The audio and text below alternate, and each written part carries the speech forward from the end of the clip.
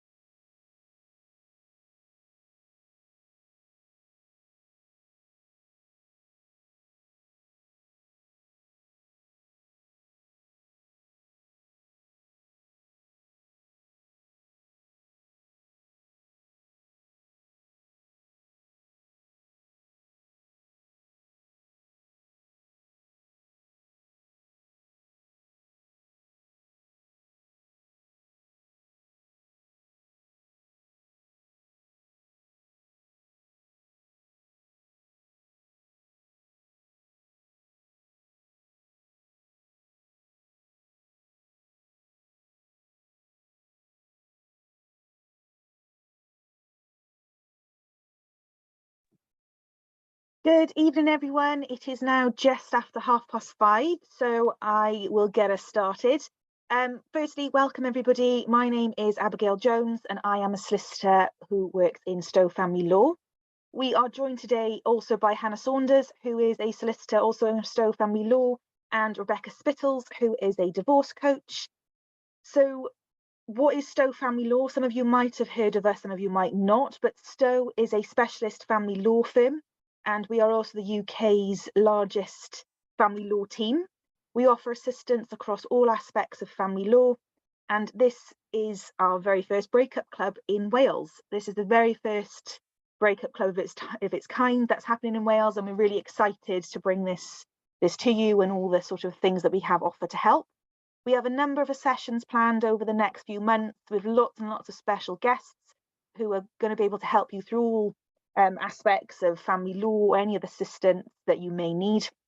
So do stay tuned and keep an eye out for any future talks and any future dates.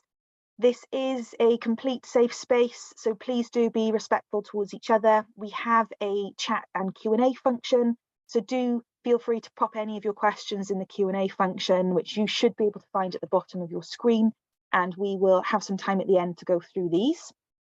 This is our very first session, and we will be talking about surviving Christmas after separation. And Rebecca Spittles today will be leading this session. And so, Rebecca, I'm going to hand over to you.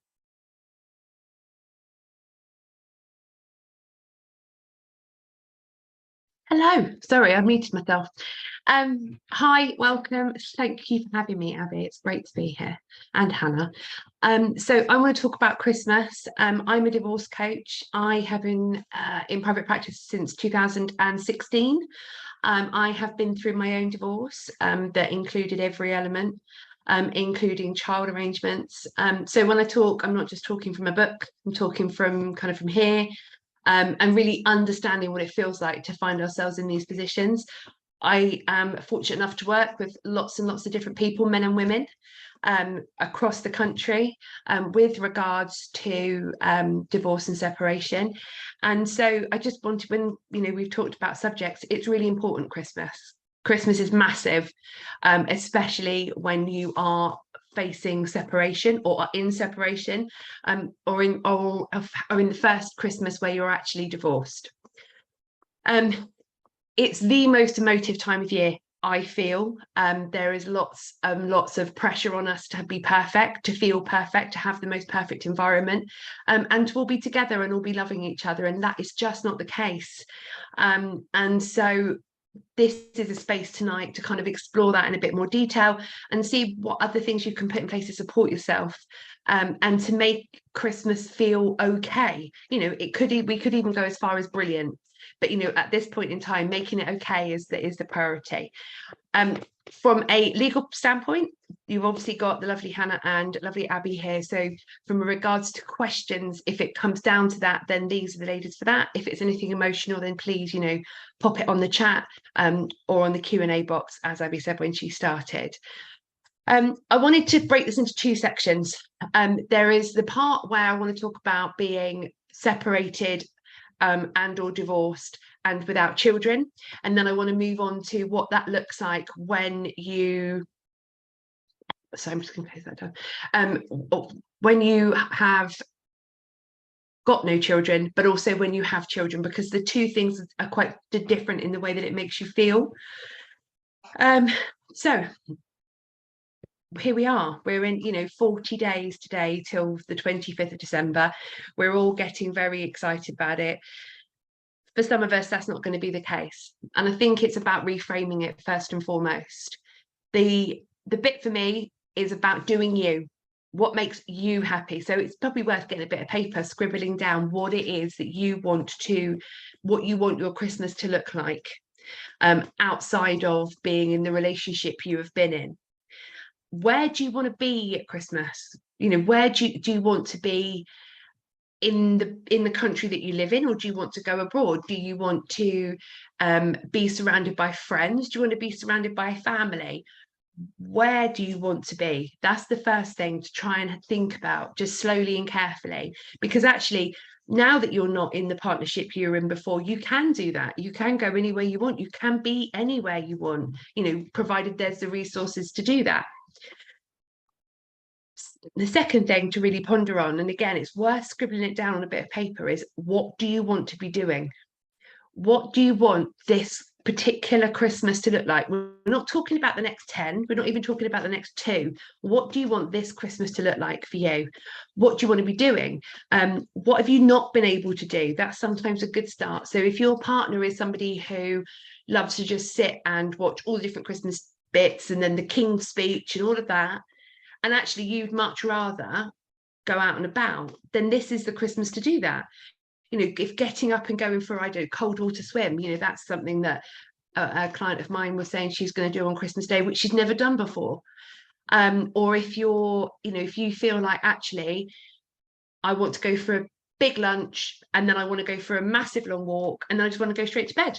All of that is okay, but it's about thinking about what it is you need to do to give yourself some kind of joy. And I'm not talking about saccharine sweet joy. I'm talking about that good, solid, contented feeling when you think, actually, put myself first. I've decided what I want to do. The next thing, the next big question is, who do you want to do this Christmas with? Not who do you feel you should do this Christmas with, but who are you going to do this Christmas with? Because you'd be amazed if you start talking about, well, actually, I'm on my own this year.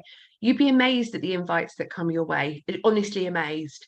And if you've always had to spend in a family environment, maybe this is the year where you go, actually, I don't want to do that this year.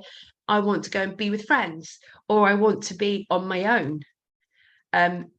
Controversial one, but there are people that first Christmas on their first Christmas after their marriage has ended or their relationships have separated, go, do you know what? I'm going to be at home this year. I'm going to completely and utterly indulge myself. I'm going to reframe Christmas completely. I'm going to get up. I'm going to go for a walk. I'm going to drink champagne.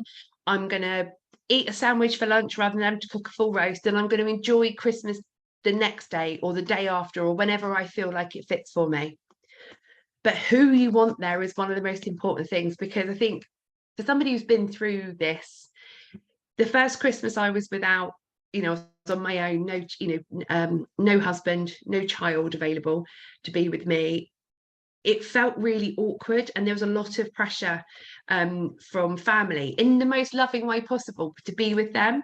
And it is about focusing on, am I going to be really happy? If I'm sat here with, I don't know, members of my family and they're going to have their partners with them and it's just going to be last Christmas just minus my ex-partner, is that going to give you joy? If that gives you joy, great, go do it, enjoy it, take all that love in. But if it's going to make you feel worse about the situation, then now is the time. You have the opportunity to change and look at a different way of doing this. So yeah, again, write it down. Look at who do you want to spend Christmas with? Is there a really good friend or a best friend that you love to spend Christmas with? Is there that person out there that you never get to spend Christmas with? And actually, this might be the perfect opportunity to make that happen. Make it happen. Do that. Speak to that person. Remember that this, actually, we're not taking away from what has happened. We're not taking away that you may have come through a very sad year. This might not have been your choice. All of those things, all of those elements. But actually, this is a time to really do you, really put you at the center of what it is you want to do and how you want your life to move on. And this could just be a very good start to that. The most important thing, though, is be kind to yourself. Be gentle. Don't put expectations in place. Think about how you really feel. And if you want to just feel sad, that's okay too. It's okay to say to whoever you're spending Christmas with, if you decide to do it with somebody else, actually, I'm feeling pretty low about this one. So if I'm not full of the joys of spring when I wake up on Christmas morning, then please just know that it's nothing to do with you. It's to do with how I'm feeling. And that's where communication is key at this time of the year. And I've said it earlier on, but I'm going to say it again. Talk to people about how you're feeling. Say to friends, say to family, I'm dreading this year, or I'm nervous about this year. What am I going to do? And honestly, the invites will come in, and just say yes. We're so, don't try and think, oh, they don't want me, I'm burdening them. Just say yes, say I'm coming. Yeah, that'd be amazing. Thanks so much for the invite. Take the opportunities while they're there to really embrace a different way of doing it. And this goes for all of us when we're coming through the system, whether we've got children or whether we haven't got children. Focus on what you've got. Focus on what there is rather than what there isn't. And it's very easy to watch those blooming adverts on telly and go, I haven't got the family with 20 people sat around it. I haven't got the great big golden tree. I haven't got the winter walks and the person holding my hand. There's lots of things we haven't got. But if we focus on that, we're not ever going to make any change or ever feel any better. If we focus on what we have got, have you got one really good friend you could spend Christmas with? Great. Have you got a car that you could drive yourself off to a nice walking part of near where you live? Yes, great. Think about what you have rather than what you haven't. It is a bit of something I bang on about in my sessions with everybody, but it's true. Focus on the haves and not the have-nots, and you will see change then. Have the girls got anything to add at this point before I go on about the child element, which I think will probably bring you two in more? I don't have anything to add, Rebecca. I think what you were saying about focusing on the positives or focusing on the other things that are out there that you've got is always a fantastic way to start. And I think that's a really, really important thing that it's easily forgotten. Yeah, absolutely. And so that takes me really nicely, Abby, into this alternative Christmas. Could you have an alternative Christmas day? Could you volunteer somewhere? Could you completely write it off? Could you say, actually, it's not even going to exist for me this year.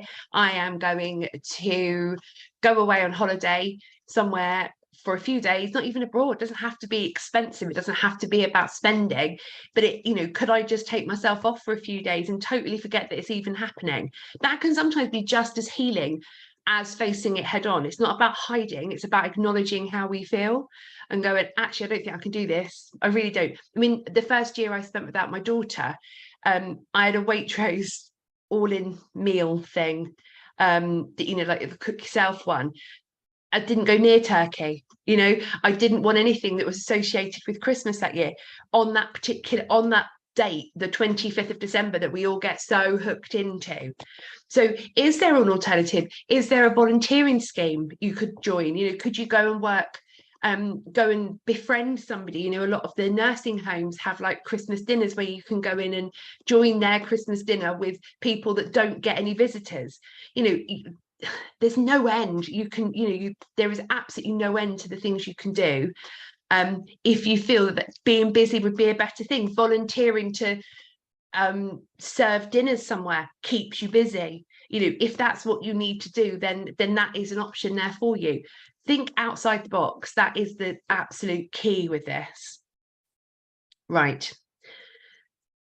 When it comes to the child element and the girls been in the industry, it's always really difficult. And I think that we have to properly honour that. If you've been through a separation or divorce, and it is your Christmas to not have your kids for whatever those reasons are, I think it's really important to slow down and stop and think about how you're feeling, because it's difficult. None of us get married, none of us have children and then imagine that we won't be seeing them every Christmas forever. But unfortunately, if you don't have a situation with your divorce where you are able to share these occasions, you are going to be in an alternate or another scenario, of which, as Hannah and Abi will say, there are millions of different versions of what Christmas looks like as a separated family. I think there's a few points I think we need to be very conscious of. I think the first thing is to be clear about the plans. What are the plans for your children this Christmas? Are they leaving your house at X time, spending all of Christmas Day and coming back Boxing Day? Are you doing a handover midway through the day? How is it going to work? What is it going to look like? And it's never too early to get those plans nailed in.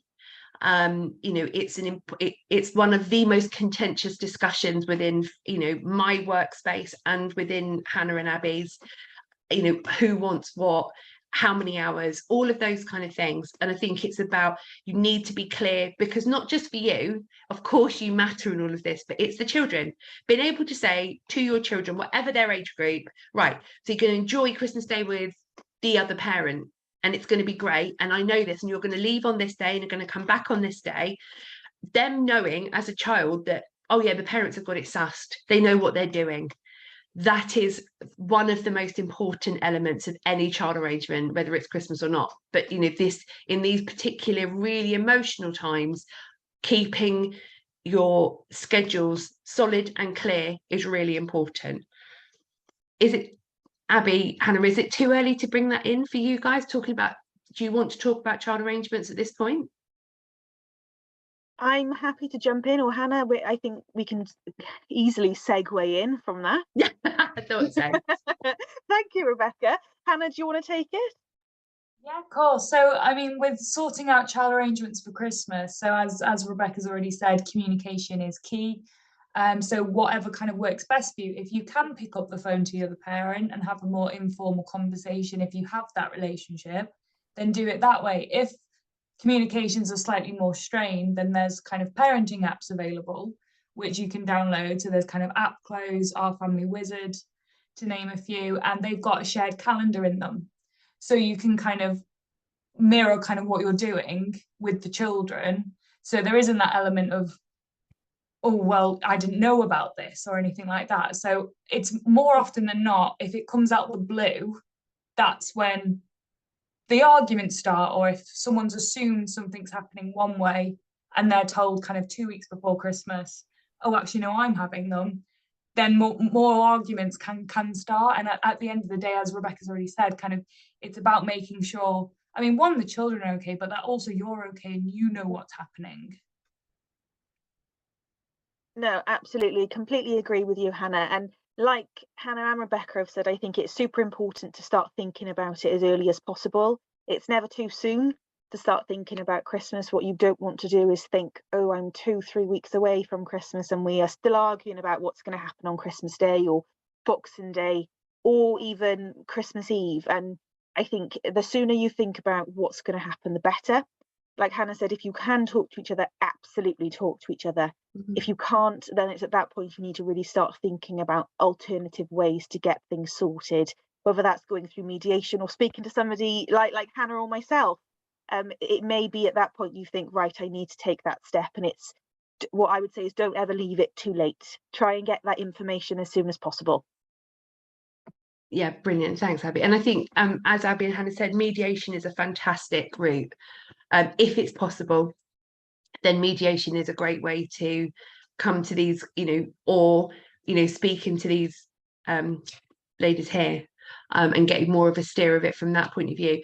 And I think what that brings me into is all about family tradition, because it may be that you're in a situation where you're, culturally, Christmas is celebrated on the 24th.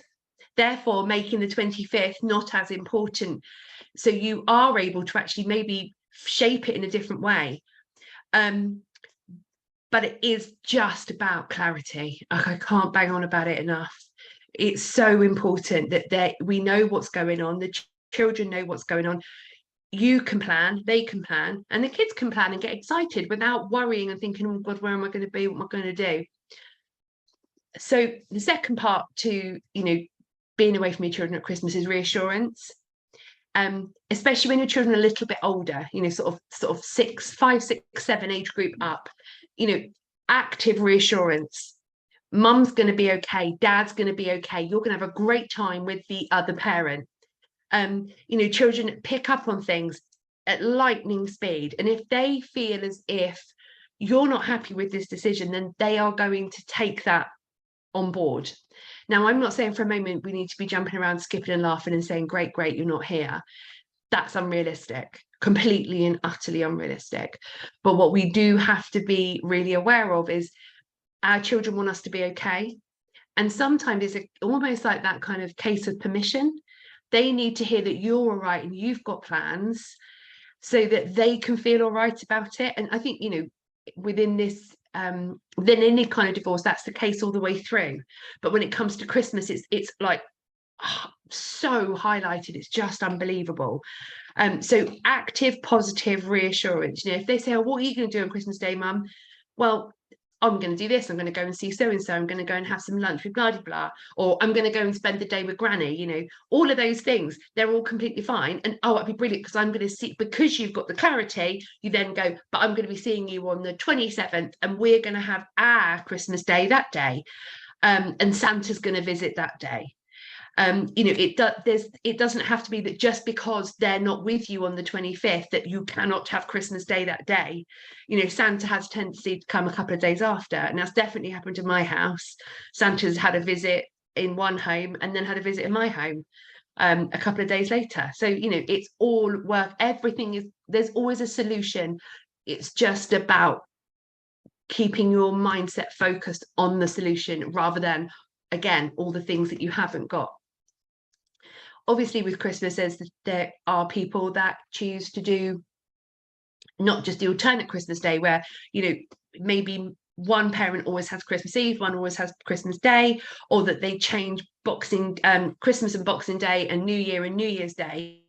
But think about traditions. I think it's really important to see what your family traditions are.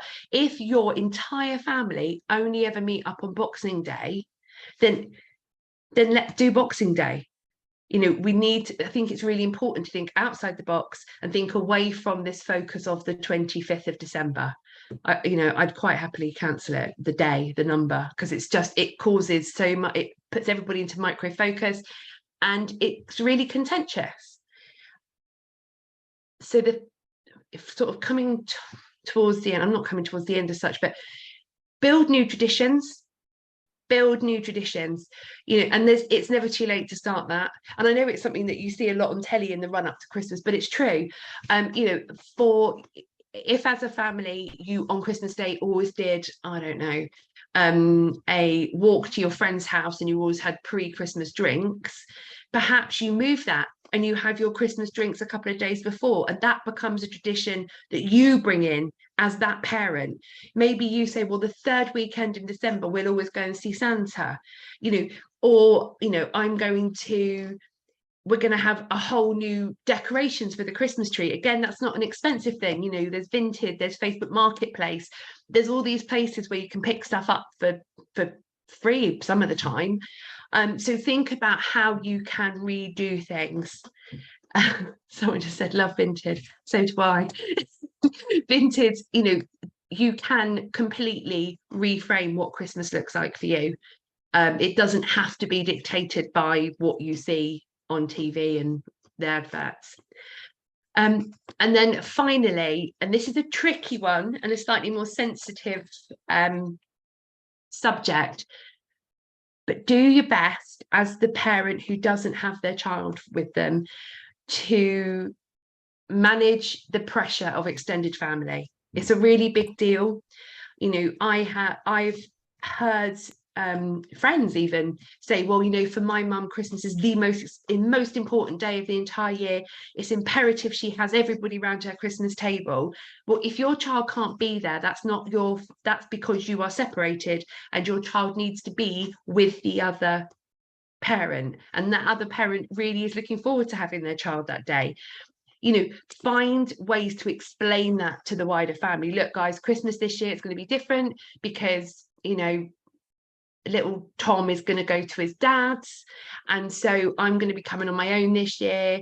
And you know, please don't, I know that Christmas is a big deal, I get it, but I you know, I want him to be with his dad, so please can you respect that. Just be respectful, but just be clear.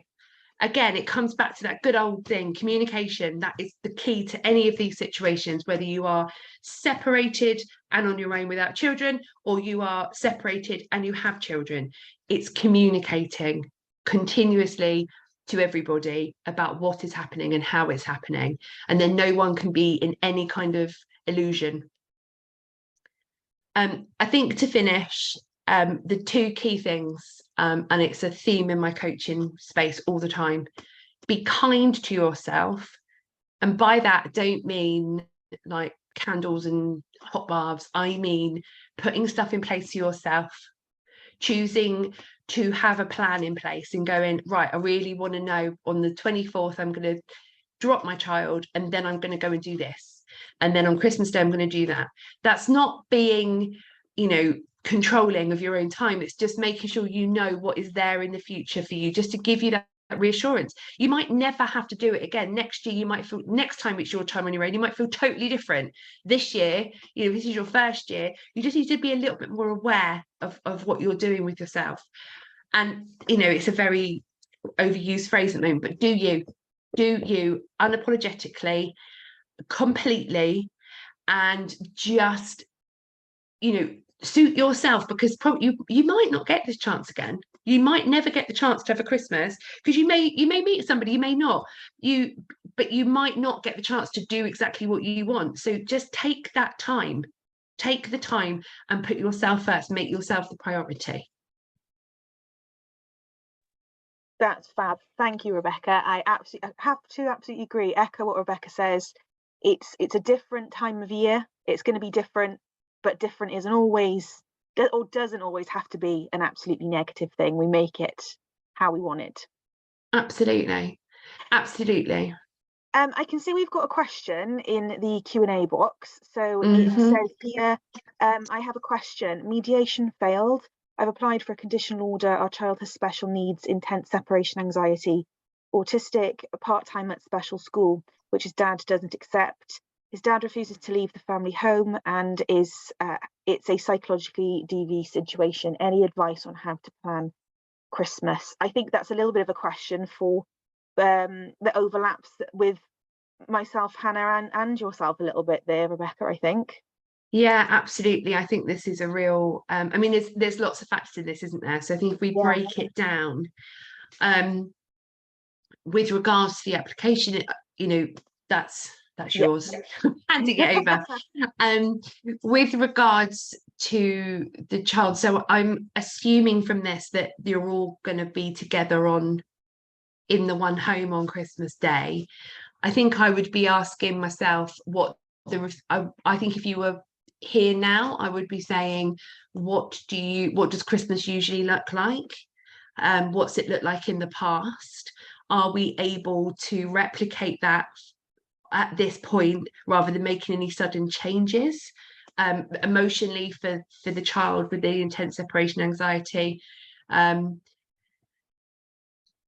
It's a, you know, this is definitely somewhere, if you've got family, I would call on them, and I would speak to people. I would see if there's anybody that you could maybe visit for a few hours on Christmas Day with the child, so that you're getting that break away from, you know, quite an intense day and an intense family situation. What would you say, Hannah, Abi? Just picking up on this DV situation, I obviously don't know what this situation is, you know, what it entails, and I think, you know, that may need further discussions or investigations, but perhaps discussions or advice may need to be taken on what should happen in order to keep you as a person safe in these DV situations. I know Rebecca's talked a little bit about what we can do with the child with additional needs, and I would agree, let's see if we can try and keep things the status quo as much as possible. However, if we're looking at this from a domestic abuse situation, and we're looking at this from a situation where potentially the perpetrator is refusing to leave, then I think some robust discussions around what could be put in place probably should be discussed, whether that's making applications to court to keep you safe, and then to take the next steps in what comes after. I think you should consider maybe having a look at that. Yeah, I totally agree. No more. There's a slightly different aspect to non-mol as well.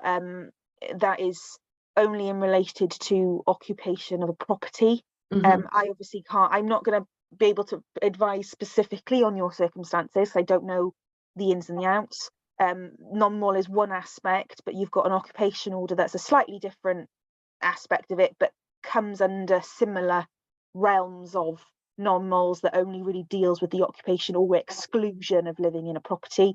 That may be something that you want to look at or look into getting a little bit more advice about it. Hopefully that's helped a little bit. I would really, I think I've just read the final comment on here. I think finding someone to potentially come and stay with you that's going to support you rather than inflame the situation is really helpful. Or if perhaps it is a case of being out for, speaking to the other side, I accept it's difficult, and just saying, look, how about we all open presents together, but then, the two of you go off somewhere, come back, and then the child spends time with dad in the family home, kind of breaking it up a little bit, but trying to just keep things as secure as possible, given the special needs that this child has got. I think it's important to try and really focus on that as well. No, I agree. Thank you, Rebecca. We hope that's been a little bit of help anyway. I can see there's a couple of points to talk about, and I think maybe this might be something for you, Rebecca, how to deal with loneliness at Christmas. Okay. And then there's a comment about finances, very anxious about finances. So what about these circumstances? What's your view? So what with regards to finances, do you think firstly, what would you say your tips? Do you have any top tips for dealing with loneliness at Christmas? Yeah, I mean, I think loneliness is a massive subject at this time of year for everybody, regardless of whether you are separated or not. It can be so overwhelming. It can be so loud and noisy that you can't hear yourself think sometimes, because, like I said at the beginning, we're being thrown, this narrative that you have to be happy because it's Christmas, and actually the loneliness can be absolutely crippling. You can start small. Start with doing the things you love the most. I'm personally obsessed with Beyonce. So when I was post-Christmas on my own, feeling exceptionally lonely, a few years ago, I had really loud music that really helped me. Find things that you can kind of clear your head. And sometimes that is loud music. Sometimes that's watching a TV show that you're going to be totally absorbed in. Loneliness is something you have to work through, and it is reaching out to anyone and everyone and saying, hey, what are you up to? And it depends on the kind of root of the loneliness. I know that sounds like I'm being quite specific, but if it's because you feel on your own because you're not in a partnership, that's one route. But there's also the kind of thing of, has the separation led you to be on your own because the friends, there's been splits within friendship groups? I think that is about finding stuff to keep yourself busy. If that is, like I said earlier, finding some charities that you could potentially go and sit and chat to people, or young people, or homeless people, anything that you feel like really fills you with joy. I'm a great one for scribbling, like I've been scribbling all the way through this, and it's sometimes good when you're in that space to think, right, I feel lonely, what would I rather feel? what would I rather feel rather than lonely? And then scribble that down. Just write it down. Sometimes being able to see it in front of you, your answer is there. That's fab. And what about, say you're feeling anxious about being able to afford presents or afford things for Christmas, but the ex-partner is throwing money at the situation? Yeah, this is a difficult one, and it's something that I have lived through myself, and have also coached hundreds of people through over the years. This is that age-old thing about, money does not buy you happiness, and that's very easy to say when there's money in the bank, but it genuinely doesn't. It really, really doesn't. And that's when there's things talking about creating experiences rather than single things that you just have, because kids get bored of stuff so quickly. I've got 2 children, and I know what they might be living for 6 months. Sometimes once they've got it, they use it for a bit and it's gone again. What they don't forget is experiences, and experiences can be really a really inexperienced way of dealing with Christmas. Same with using Facebook Marketplace, Vinted, Prelove.com, eBay, finding things, swapping. If your children need a new bike, you'd be amazed at what's out there. Like, honestly, this isn't coming from a place, I love secondhand. I'm all about it. It's good for you, it's good for the environment, it's just a great space. And I think, unfortunately, if a parent is going to spend money like water and throw sparkle everywhere, what you have to do in that place is really focus on what matters to you, what's important. Because genuinely, it sounds cliched, but someone said this to me years ago, and I did want to tell them to shut up, but I now know they were talking sense. They don't remember the gifts, they remember the people, and they do remember the experiences. When you say, oh, we made a hot chocolate station, really inexpensive way of doing something, and we sat and watched 3 lots of film back to back, and my parent was completely there, present with me, not on their phone, not half doing a bit of ironing, half doing a bit of washing up, sat on the sofa, snuggled up with me, giving them their full and undivided attention. That can actually mean so much more.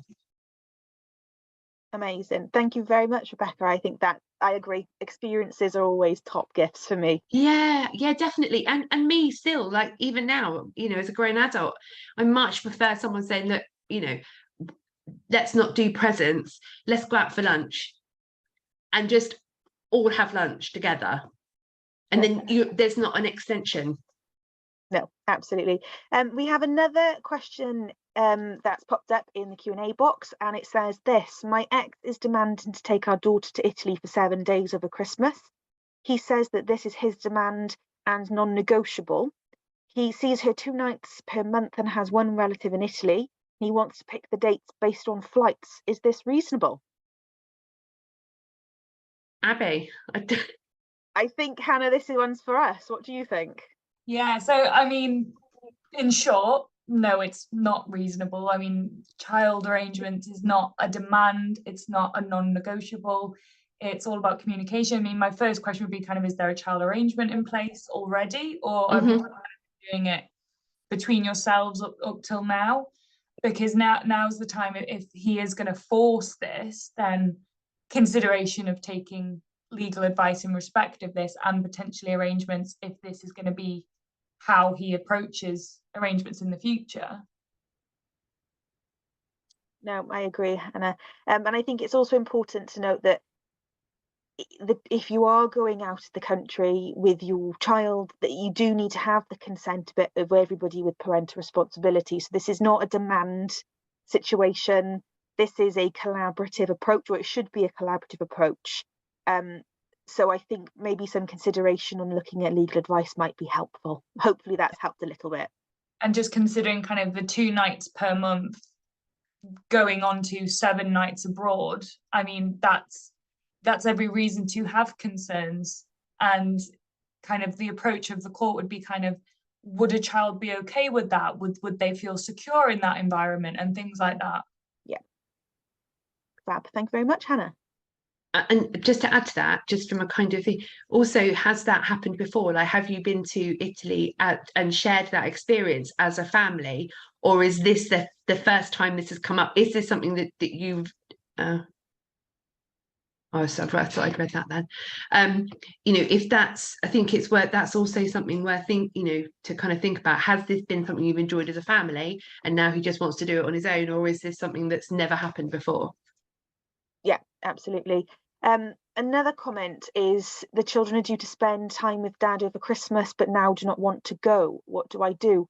I think I'm going to come straight in with that one and just say, I don't think it's as easy as we do X, Y, or Z, or 1, 2, or 3. I think we need to look a little bit more at why.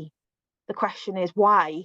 That's the first question that strikes my mind, is why do they not want to go? What has happened? Has something happened? Has there been an adverse experience? Has it just been children have fallen out with dad?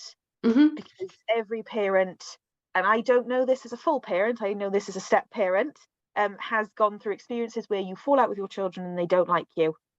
Has an argument happened, or has something major happened? Is there an adverse experience that's happened? What I think that's the first thing, is find out, has something happened, and if so, what is it?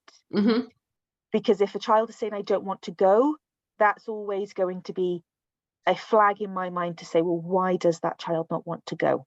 And I think once you know what has happened, or if something has happened, it's easier to work based off that. If it's been a case where, and I'm sure Rebecca can help me on this one, if it's a case where the parent and child relationship is just gone rocky, then we can look to see, right, well, what needs to happen in terms of how do we build that up? How do we rebuild it? Absolutely.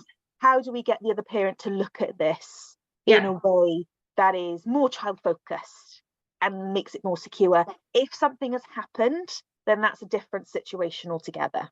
Absolutely. I'm totally with you, Abby. I think also we need to, it's about the ages of the children as well. That comes into it when it comes to Christmas. Teenagers have a tendency to fall out with all of us. But they, it's different. It just really does depend on lots of different factors. I would, as Abby said, I would ask why and try and understand what it is that they're so reluctant. And then if it's relatively, what's the word? Straightforward, the reason they're not wanting going is because they really like being at home with you.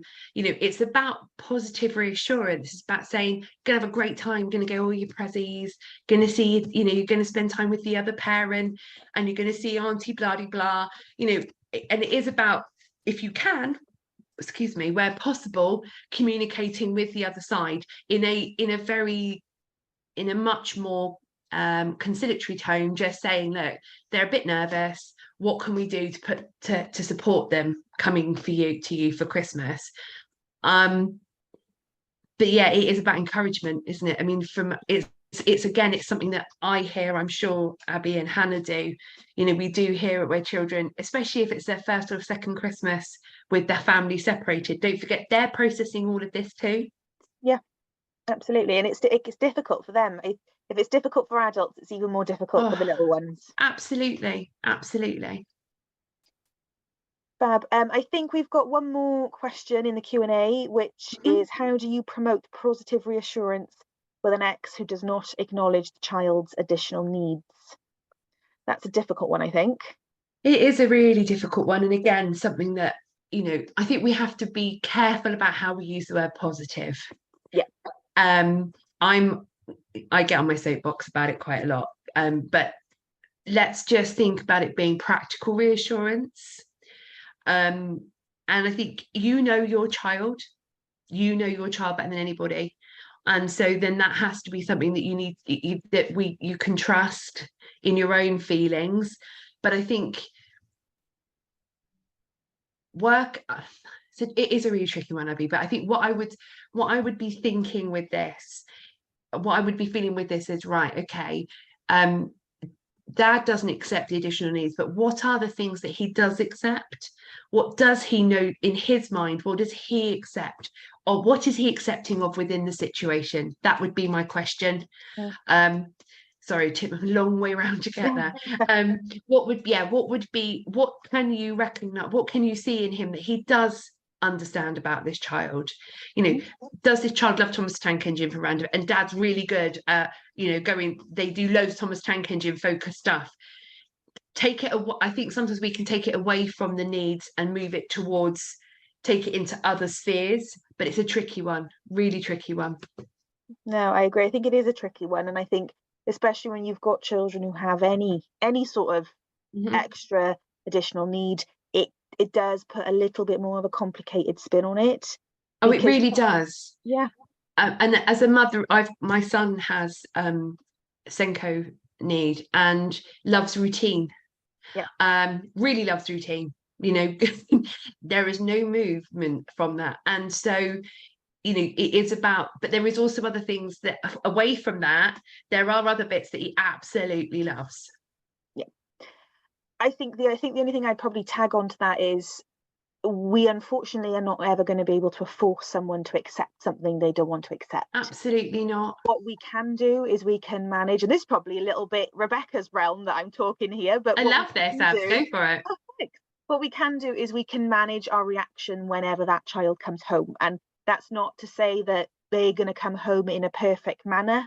They may well come home in a dysregulated manner, and it's allowing that space for them to regulate themselves, to have cuddles if they want cuddles, to have time out if they want time out, to allow them to come back to themselves, but come back to you, and then get straight back into the routine of what happens in your house. I think as soon as the routine kicks back in your house, if that's something your child thrives off, get it going as soon as possible. Absolutely, I totally, yeah, Abby, yeah, exactly that. I think one other topic we may be helpful just to talk about before we finish is newly separated. Yeah, so what if it's the very first ever Christmas where the parent is moving children from one house to the other? Can I read I'm just trying to see can you read the whole question out, Abby? Is that right? So what if you are newly separated parents, the kids are going from you to the other parent, but your family are not supportive? I think we touched on a little bit on what happens with non-supportive families earlier. Yeah. What do you do? Say it's the first Christmas, Rebecca, you've got a client who's, it's their first Christmas, they're taking their child to go see the other parent, and mum and dad are not happy. Yeah, and I think this is about putting you first in this. How do you feel about it? So if you're feeling, put yourself first, step forward, go, right, okay, separate myself out. My mum and dad feel like this, but I know it's the right thing for my children to go and see the other parent. So you sort of separate it out in that way, and then look at, right, what is it about this that mum is getting that mum and dad are so upset about? Is it because we all spend Christmas together every single year? It's what we've always done. You know, if it's not broke, don't fix it. Or is it that they feel upset with regards to how the separation happens? You know, maybe this is the year when you go and find your friends on Christmas Day, rather than, it does tie into, I can see the bottom of it does tie into loneliness, but perhaps this is the year where once the children have gone off to the other parent, you spend some time at home in your own space, you know, enjoy some of your own time, catching up on some telly, eating some really lovely food that no one's going to want to eat from you, you know, all of those kind of things that as a parent you don't always get the opportunity to do. But equally, when it comes to other members, extended members of the family, you know, being very clear with them, this situation is the way it is, the children are going here, they're really happy about it, I'm really happy about it, I can be with you guys, but I need you to be supportive, and if you're not going to be supportive, then I will make other arrangements. That sounds very black and white, I know, but there is variations within that you can kind of move into, I think. Yeah, and I agree, and I think tacking on the end, it's going to be the children's first Christmas. That's different as well. It's going to be a first Christmas for each of you that's different. The first Christmas for the grandparents is going to be different, but in the heart of all of this, it's going to be the children's first ever Christmas that's not with one family unit. So keeping the focus on them, probably. So yeah, and that is at the absolute center of all of this. That's what I mean about, if you separate out all the different things into kind of little bubbles or little blocks or little squares, and go, there, the children are happy, so I'm happy because the children are happy.